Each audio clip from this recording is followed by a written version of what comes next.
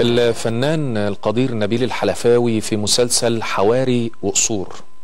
طبعا الفنان نبيل الحلفاوي هنا بيمثل شخصية زعيم الأمة سعد زغلول، وطبعا الزعيم الأمة ده كان شخصية يعني قوية وفي نفس الوقت إلزامية خلاقة متطورة.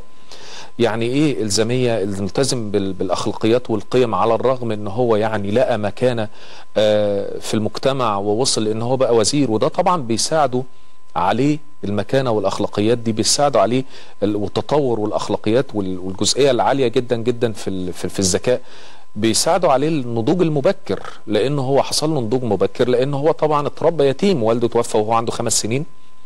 فطبعا يعني ده ساب فيه تأثير جدا جدا، خلاه اكتسب بسرعة جدا جدا الخبرات اللي تمكنه وتؤهله ان هو يكون زعيم ويكون قوي ويكون يعني فاهم الحياة وفاهم الدنيا وعنده حكمة. طبعا مستغرب عزومة الأوبرا كده يا باشا.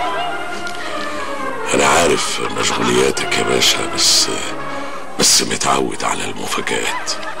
عموما هي مفاجأة الصراحة. أنت عارف سعيد ابن أختي طبعا. طبعا عارفه، وقابلته في السرايا واحنا بنهني عظمة السلطان بجلوسه على العرش.